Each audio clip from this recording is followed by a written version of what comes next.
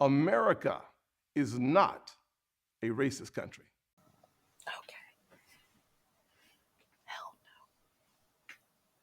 Ladies and gentlemen, we got yet another young man that was having a mental health crisis, and the police killed him. This happened down in Atlanta. So, racist police murder black man in Atlanta having a mental health crisis. So, this is Nigel Collins. He was 22 years old. Should have had his whole life ahead of him, but it was snuffed out by the police. So last Wednesday, the police in two different cities showed their racist, murderous role. In Atlanta, the police murdered a black man experiencing a mental health crisis. Mm, mm, mm. So on Wednesday, the police in Atlanta murdered 22-year-old black man Nigel Collins. As he was experiencing a mental health episode, his mother had called 911 earlier to transport him to a mental health facility. After an hour, Collins left the house.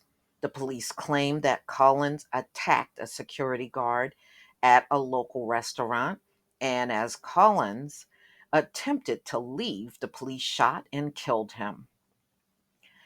As his mother tells local news, I made sure I was very specific about his age, his demographic, his location, his background, about his mental state. An hour and 15 minutes passed, an hour and 20 minutes passed, and he left. 2 hours later, the paramedics pulled up and the police pulled up. They didn't ask what was the details, about her son, what he had on or what his state was when he left. The paramedics took off the gloves and got in the car. The police got back in the car and pulled off. Nigel Collins, who had previously received treatment for bipolar schizophrenia, needed proper mental health treatment, not to be murdered by the police. On the same day that he killed Collins, the same police officer had shot and seriously injured an unarmed 13-year-old child in the back after he allegedly ran from a stolen car.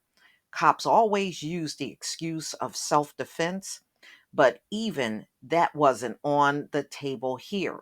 The next day, the police superintendent confirmed that there had been no gunfire directed towards the officers.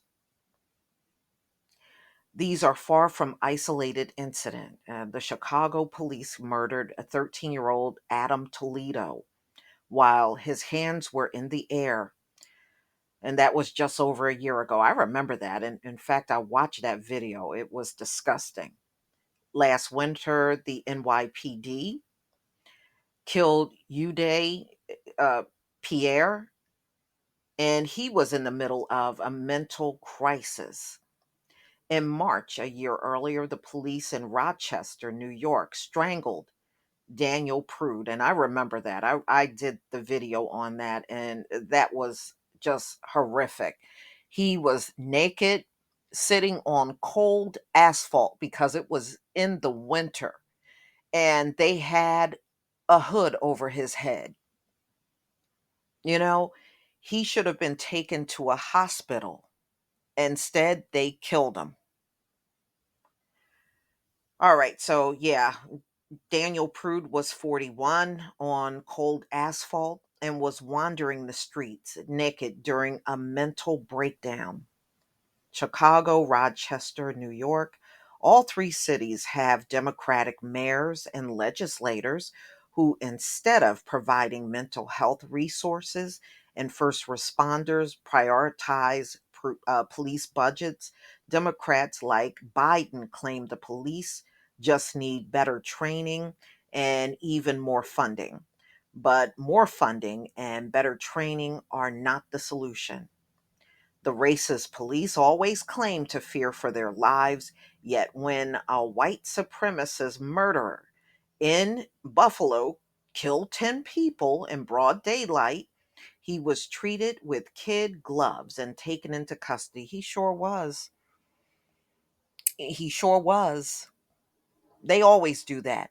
But if a black man is just minding his business walking down the street, they'll bring the canines out and go after him and then find out he didn't do anything. But he's now all bit up by a canine dog. Okay.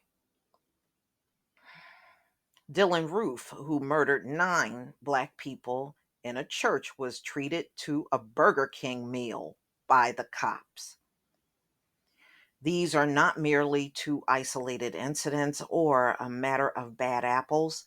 This is the true nature of the police who terrorize and murder black people and uphold their oppressive system. I agree with this. Who wrote this? This was some good writing right here. And yes, I pray that Nigel Collins get justice for being murdered, and he needed medical help. He did not need to be murdered, but we have seen this 1,000 times, y'all, and it just gets tiring seeing the same thing over and over and over. But these folks that kill us, they never get tired of it, y'all. You can best believe they're probably working themselves up for the next murder. Please leave your comment and subscribe. Don't forget to hit on the notification bell, and I'll see you on the next video. And my prayers to Nigel Collins' mother. It's got to be a serious tragedy for her. Peace, family.